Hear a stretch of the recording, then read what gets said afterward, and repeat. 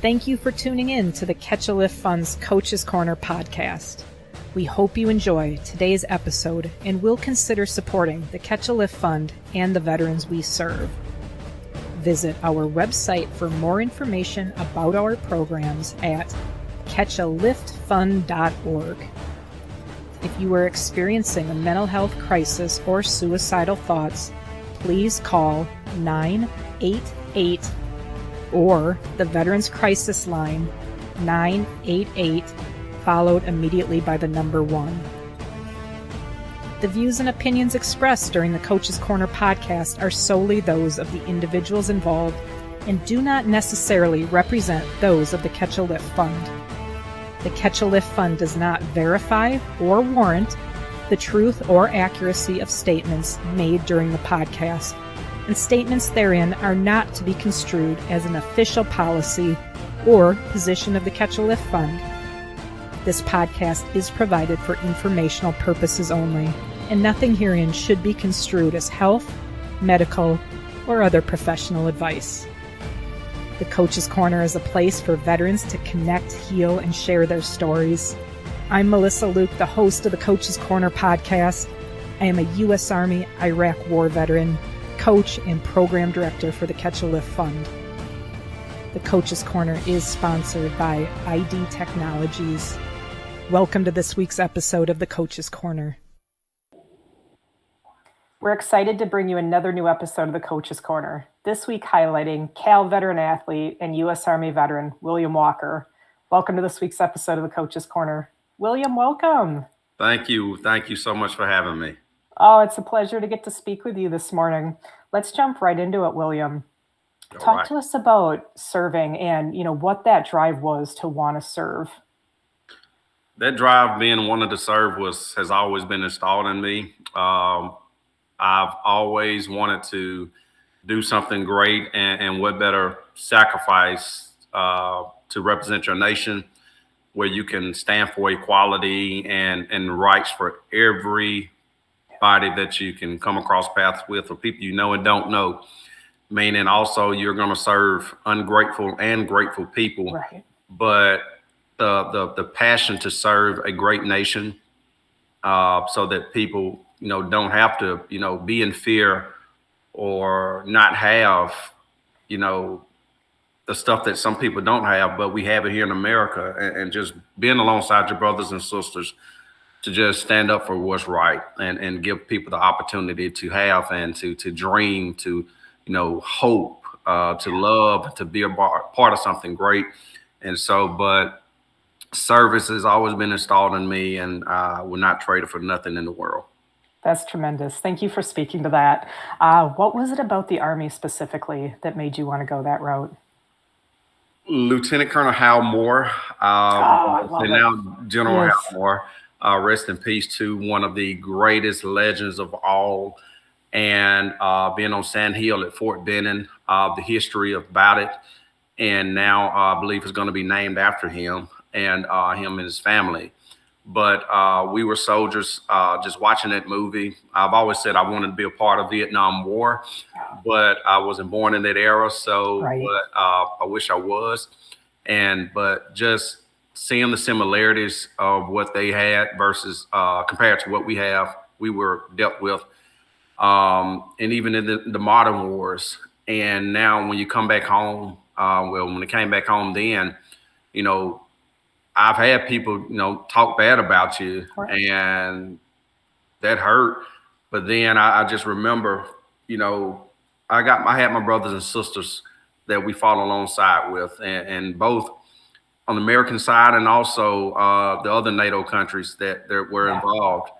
And so, but Lieutenant Colonel Hal Moore inspired me. Sergeant Major Plumley inspired me through the movies and reading through their books about the service. And I just fell in love with the Army then, the rich history of it. That's tremendous. William, what do you remember most about training up as a young soldier? Wow. Being a part of infantry, the Blue Corps, the Infantry Corps, knowing that that history goes back many years to where it all starts with having a good DI, a good drill instructor. Yeah. And usually you kind of see the ones on TV. You're like, man, he or she, they're big and buff, and now you're just like, oh Right. yeah. But it's always those small ones. You're just like, Yes. oh. So now I was scrolling on Facebook a few weeks ago, and I was just looking through my infantry yearbook, and I saw the drill sergeant, and I was just like, I kind of trembled in my boots then. Just I bet. And so, but knowing everything that all of them taught us, and it helped save my life and several others. And gosh, now I see some of the things that they taught us, how I applied it. I applied it then into how I apply it now to my life, even to this day. Yeah. And even when they had a little moment before the week before we graduated, I remember this to where they told us you're going to have those times where you're going to feel alone, and it takes a good support system. And that, then I was just like, oh, okay, yeah, whatever. But then as I got older and started experiencing that, I was just like, my bubble, my circle has came more condensed. And so I was like, they're telling the truth. And the days where you're by yourself, the days when, you want to be left alone, but then you don't want to be left alone.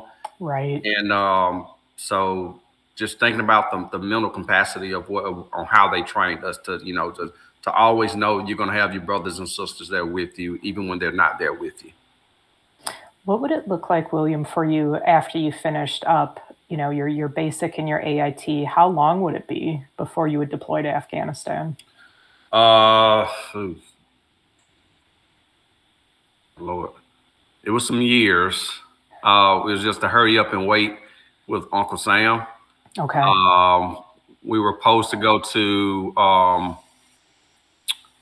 let me see. We were supposed to go to, I don't think it was Wanat province, but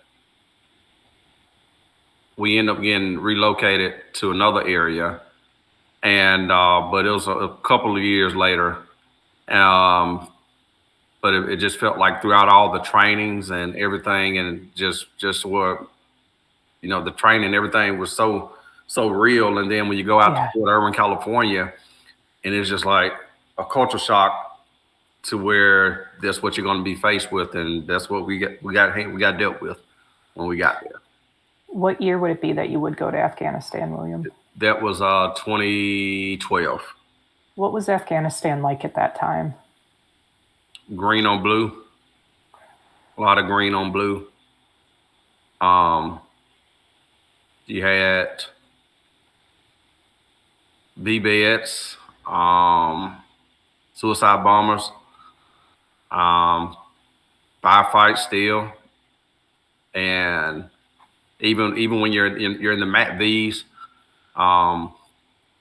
you gotta worry about, even when the little kids come running out of the little alleyways, you may make your driver, they may turn on a certain route, but then as soon as you turn, you hear rocks throwing, and you just like this, but everybody's watching their sectors from the 12, 3, 9, and 12, 3, 6, and 9, and just making sure your gunners in their turrets, scanning their sectors, but at the same time, the Bolos are heavy. The Toyotas, can't stand Toyotas right now. Yeah. The Bolos and different traffic circles. And then just when you're going out to certain provinces, it's just like, okay, will the comms be good or will the comms be down? And so that's why you gotta know your team. But it was, Yeah. So, you had, like you said, at the beginning, you wished you'd grown up, during the Vietnam War, like you wanted to be in that war, but that wasn't our war to fight. We had different wars to fight. So, But again, you speak beautifully about this desire to serve and why that's important. So you were finally in Afghanistan now, and even once you were through your training, it's this period of time, but you're finally there. Uh, what was that like for you, William, to be there finally in that fight? That in some ways you'd kind of been preparing for, your whole life. Honestly, I don't want to say I'm a different breed, but I know we have those that stand for this country and stand for what's right, regardless of how we're treated. Yeah. But I was ready to give the ultimate sacrifice, and that's how they train you, and install that in you, and it's just like that's what we're there for, and even seeing some of the images of the families when you're trying to help save them and fight for them, and knowing that you're going to be you're in their country, and just wanting to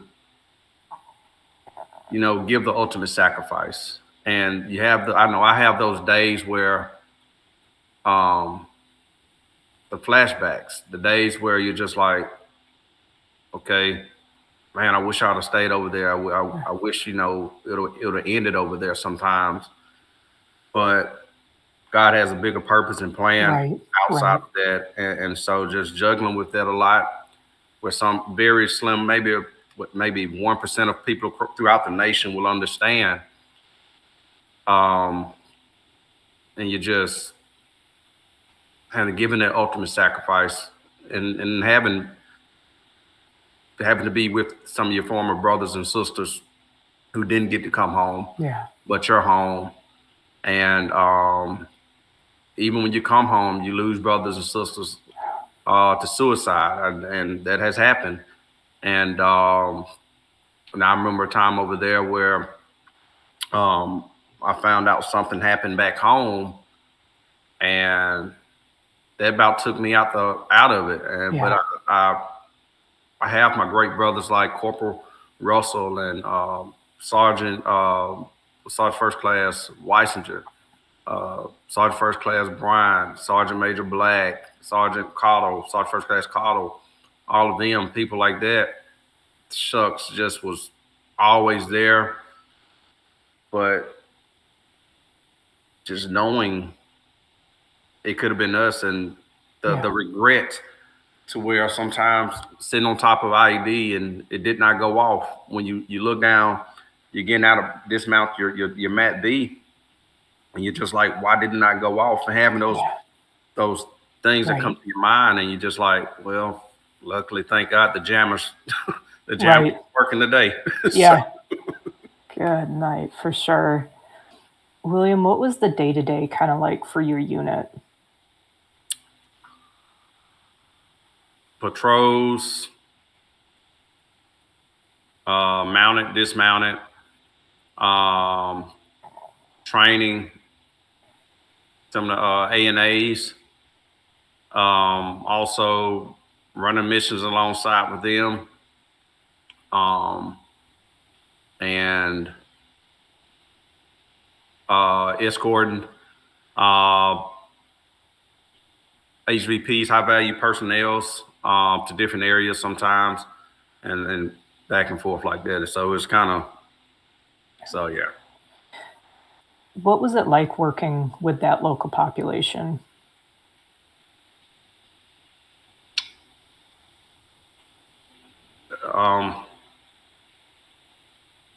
If it wasn't for our interpreters,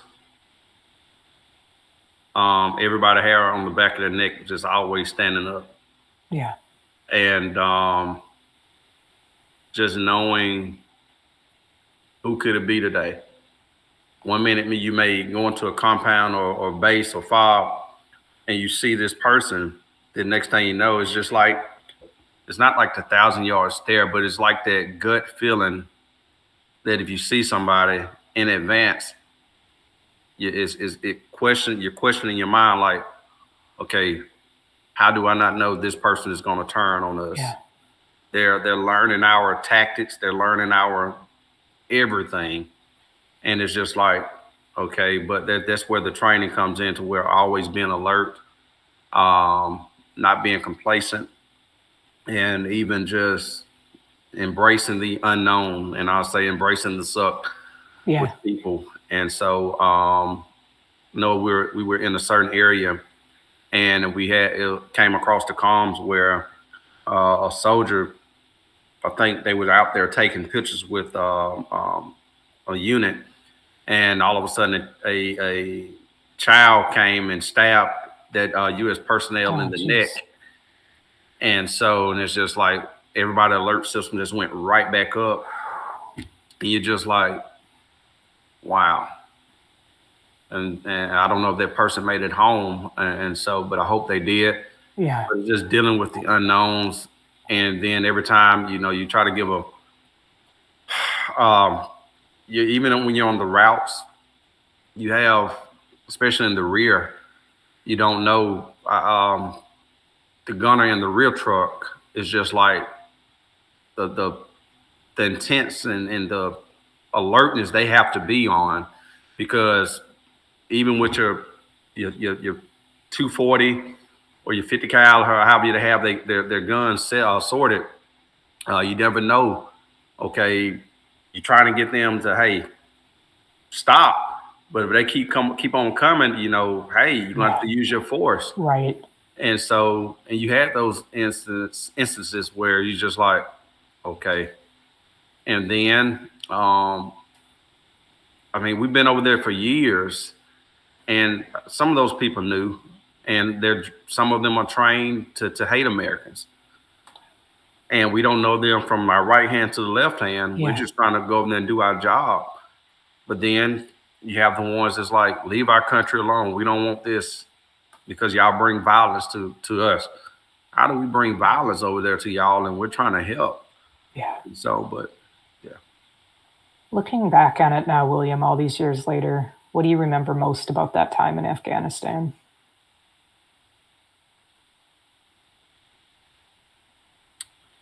The thing I remember the most is Rambo. Um, he was a great man. Every time he left the base, the camp, he was right there. And his family was tortured, I believe, by the Taliban Mm. In the early 2000s. And I don't even know what happened to him after we left. Yeah. And he crossed my mind all the time. And also, where I know we went into an AMP compound, and where this lady came in who was just raped. We couldn't do anything, and I don't know what happened to her. Um, and then now at the fall of Kabul, knowing we were just there, and I mean, we left everything over there. Yeah.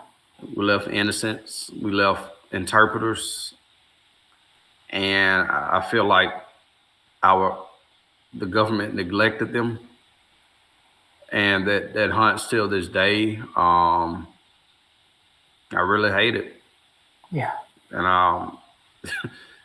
I'm all for it if me and some other veterans want to link up to try to go and rescue some of them. Even now, I will go do it, because they saved our life. They kept us alive, learning the routes, and they took us in because they wanted change. And I know several other veterans that would do that. And so, but just missing that part. You know, to speak a little bit about that withdrawal from Afghanistan, which is just so incredibly devastating for so many reasons, right? Right. You know, and especially to the men and women that serve there, right? And, you know, for these things that you're talking about. Talk a little bit, William, about going through that period kind of mentally and what's helped you um, you know, to this point, because I'm sure it's obviously, like we'll talk about, still a struggle today, but what's helping you, you know, especially in regards to kind of dealing with that withdrawal of Afghanistan and the after effects of that in particular. My faith in God. Um, every time I see a Vietnam veteran, Okay. um, and then getting to talk to them, and they talk about the fall of Saigon, Yeah. um, and then even seeing some fellow veterans now, um, we just sit back and we question, like, why did they do this? And what disappoints me is the government knew they were going to do this, I think, Right. Right. and but they left us soldiers out of the blind, and set us up for failure to leave people that was there knowing the women were going to be raped, beaten, knowing the kids were going to be beaten and raped, knowing the progress that was made, where women having the opportunity to attend the college, where Right. people were given the freedom to learn about the Western cultures and the opportunities to explore and to honestly to where they can live. But I just feel like we let them down and we're not doing nothing about it. And I would stop everything in my path right now to go back and help. And so, but yeah, William, what would you say to any veterans listening, and specifically Afghanistan veterans that are listening, that are still really struggling with that? What would you say to them? find a good support group like Catch a Lift Fund. Um, go to the VA, talk with your doctors. Mental health is very important. Um, there were times when nobody knew about it except for maybe one guy um, in my platoon and squad, um, where I just was so devastated. Yeah. And, going into the Porta Johns, and I had a 203, and it's just, I literally was about to commit suicide that day, well, a few days, because of some things. But I did it. The help of God was there. Yeah. And, but the struggles, even when you get home, when nobody on but that 1% knows about, to where you question yourself, are you a failure? Did you accomplish the ultimate accomplishment? Um, what's next? You apply for great jobs and that, but you get stood up. Relationships, friendships, all of that plays a factor, and just knowing you have a purpose, God has a plan for you, and you have to believe in something great, because we've made the sacrifice to serve. Only very few people can say that. Yeah. And don't give up on your life. Do not be a part of the other count that's going to give in and commit suicide. I know that they come and go. The thoughts, I don't care who you are, they come and go. But you got to have a good prayer group, have faith in God, and a good support system. Um, and I give a big shout out to my wife, who has always been there for me. With days where I'm here, but I'm not here, Right. and the times where I go to the window and I just think about overseas, and my time even as a private armed contractor overseas, in Kuwait and the Iraqi border. All of that plays a factor, but having a good support group, and that really means a lot. Yeah. Yeah. I couldn't agree with you more. That faith in God and that support group, like without it, oof, Yeah, it's not good. it's It's not. not good. It's not. William, when you and I had the pleasure of talking the first time, you talked about wearing a mask. Would you talk to us a little bit about that? Wearing the mask is a book, but in reality, my experience is you have to put on an image to just go through the motions, to where people may think it's all right. You look like this, you're doing this, but behind that mask, you're dead. Yeah. You're hurting. You're depressed. I know me, depressed, the anxiety, the lack of purpose, the lack of support, is crying out, but nobody sees you or hears you. Yeah. And but when I step on to the VA or even talking to certain people, I can pull that mask off, and I can just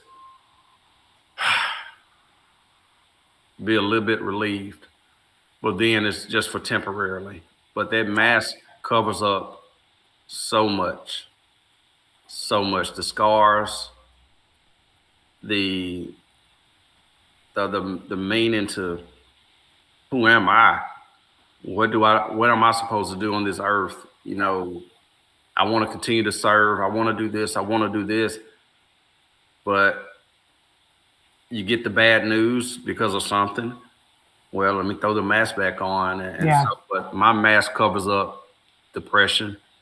It covers up the other bodily injuries.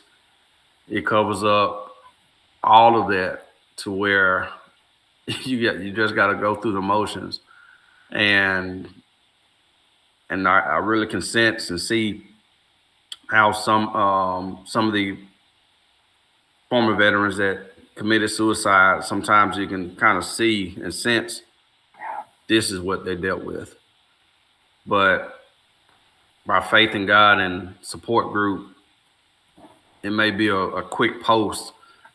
Hey, veterans, keep going. I'm proud of you. Simple stuff like that means the world, to keep pushing. And even when I hold my 3-year-old, it's the time she knows. I don't know how, but she just knows when Daddy needs a hug. When Daddy, I love you. So thank you, Daddy. And that means the world to me. Yeah. But don't give up. Don't give up. And even when the mask gets heavy, you want to pull it off, but it's so hard.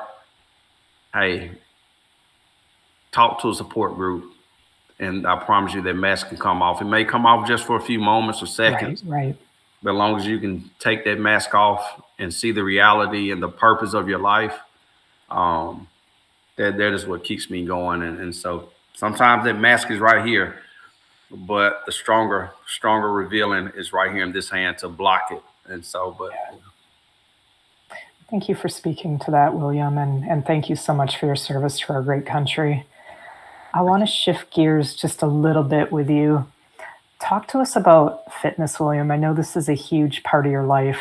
Talk to us about how it's been an outlet for you when you've been struggling, and really what that passion is behind the fitness. So fitness, through the help of Catch a Lift Fund, the great support, the great coaching, my coach Adam, from day one has been just awesome. And I was able to start my business, T's Athletic Zone LLC, so I can help train people. And it's so amazing to train other veterans.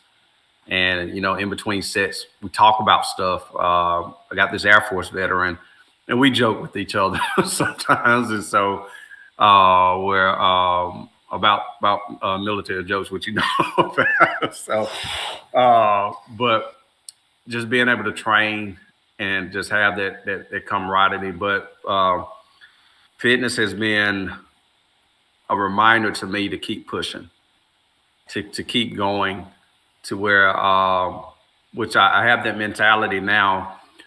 Okay, I'm gonna have a PT test today, knowing I don't have a PT test, so I use it. So you gotta make it. And so, but I push myself each and every day to train harder and smarter. and to help train others. And so fitness is that route I take to overcome adversity, to overcome depression, to overcome all the injuries that I've been given. And it has provided strength. And when I put a plate on the bar, or when I do a pull up, or using a band, or doing a squat, I always paint a picture of an issue, whether it's depression. So I'm gonna knock out an extra set of 10. If it's anxiety, I'm gonna knock out an extra set of 5. I'm gonna always push myself, and that is what keeps me going. And I watch a Navy SEAL.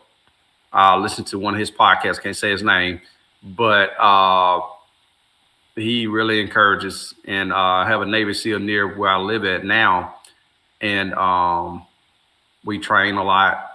And I mean, he's about 20 years older than me. And so, but we talk about different fitness techniques, different things as you age. Of course, you got to change the course of some things. Yeah. And so, but he said, you don't ever let it become complacent to you mentally and physically, because if you do, that is what will kill you. And that is what keeps me going each and every day. And I have a friend who's a double amputee, but he is always pushing it in his wheelchair. He's pushing it. And that encourages me to keep going. That encourages me, hey, it could be so much worse, but keep going. And so fitness is awesome. Fitness is that healing to me. Yeah, absolutely. Talk a little bit about what does your training week look like in the gym, William? How do you like to train? I know everybody has their different techniques, but I like full body every day. There we go. So I take full body every day. Okay. And I'm going to always get my cardio in big time. And what helps me on my cardio level, I'm talking about the running, to where I'm always shouting out cadences in my mind. And even when I train my wife, and she's like, I hadn't been able to run and do this and this and this, but once you taught me how to run and start singing cadences in your head, that keeps me on a little rhythm, like, and that helps her, but it helps me. And so just having that everyday full body workout exercise, and I'm going to always increase it at least 2 minutes every day. Okay. And when I get tired of, let's say I'm doing squats, plated squats, and I like the high bar squats versus low bar. Okay. So if I'm doing the squats, like for example, say I may throw 225 on there, knock out a few good sets, but then I'm just like, hey, I want to push it. Let's throw 275 on there, and let's try to do an extra set of 10. Meaning, I'm either going to slow it down to feel more of the burn, or I'm going to rep through it to make it more repetitious. And so, but always improving and increasing my weight, always improving and increasing an extra set. Really, on Monday, Tuesday, Wednesday, Thursday, Friday, I'm hitting every full body exercise I can do. But then on Saturday and Sunday, I'm going to make sure I push and increase extra cardio. Okay. And so when I'm dead tired, I still try to knock out at least 5 to 10 chin-ups or pull-ups.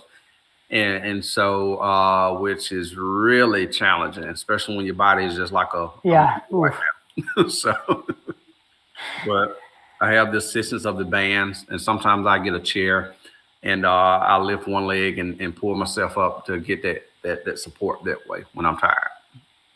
But William, talk if you would to veterans who are just kind of getting going on that fitness journey, or it's been a lot of years, right? It might have been, whether it's injury or surgeries or just kind of a sedentary lifestyle, but they want to get back into it, and they're just kind of struggling to build back up that consistency and find that motivation to stick with it, right? Past 30, 60, 90 days. What would you say to them?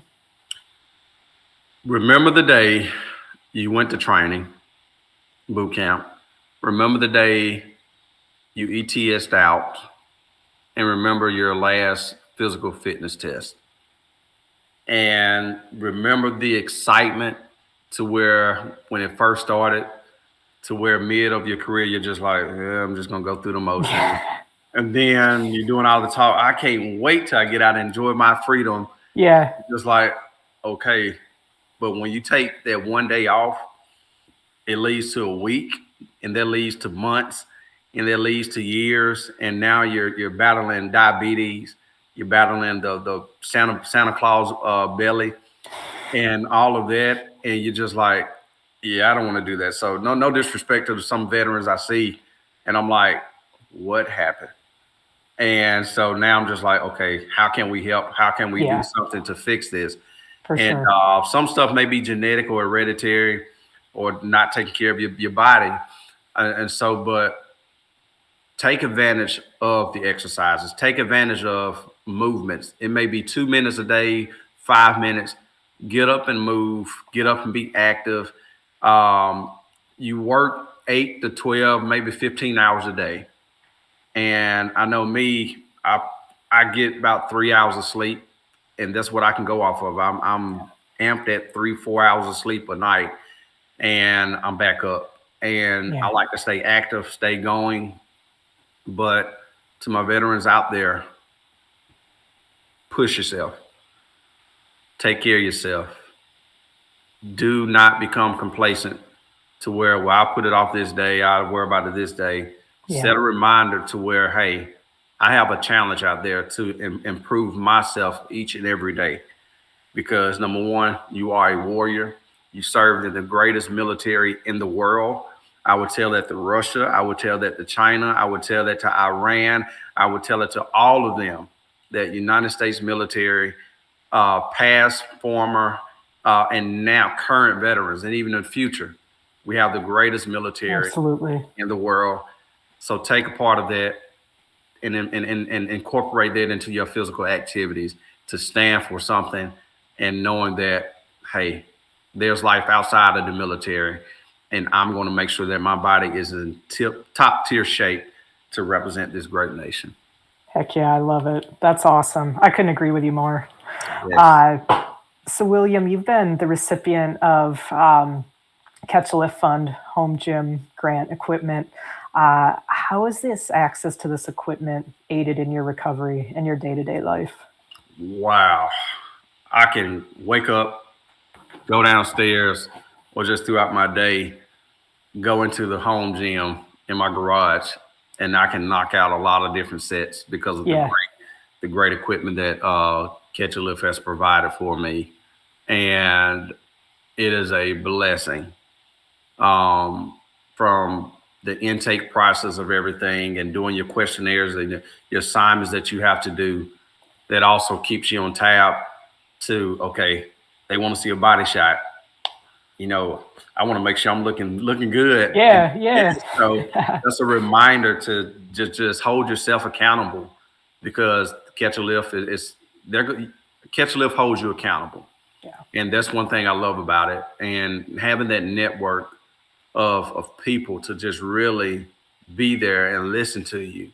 And even from the day your equipment ships, man, it's just the excitement, the professionalism, and great customer service of everybody.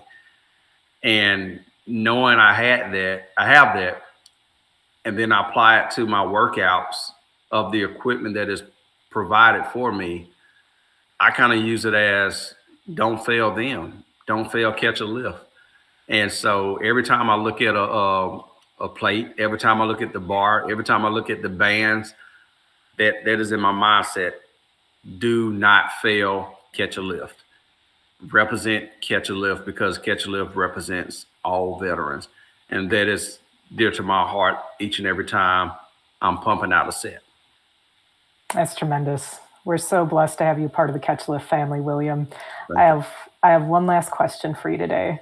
Okay. What does it mean to you to be a Catch a Lift Fund veteran athlete? It means the world to me. It's like receiving the Blue Infantry Corps, the tears, the emotions, the history, and then just having it outside of service, but it's still service. Yeah. And when I found y'all, I was so happy. And throughout the process, I found an extra spark in life to be a part of something great. The extra spark to keep going, the extra spark to live, the extra spark, hey, you represent them, and knowing that you're going to have the support from them. And it feels so good.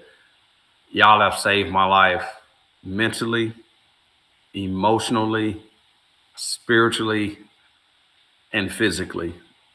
Y'all saved my life on every rim. And I thank y'all so much. And it is a fresh start each and every day, because even though the equipment is right there in my garage, I can work out. It's like the handshake and hug. Hey, we're there with you each and every step of the way. And that means so much to me. That's absolutely tremendous. It was an absolute pleasure talking with you today, William. Thank you so much. Thanks for tuning into this week's episode of Coach's Corner. We're always so grateful to have the opportunity to connect with our members and heal through the stories of our veterans. A special thank you to our guest today, William, for sharing your story and your light with us all today. It was absolutely terrific. Don't forget to join us every Wednesday live at 1 p.m. Eastern on YouTube for a chance to win Cal Swag and to chat with your brothers and sisters. If you liked today's episode, please be sure to like and subscribe on YouTube and leave us a review on your favorite streaming service. Until next week, keep it real and stay Cal strong.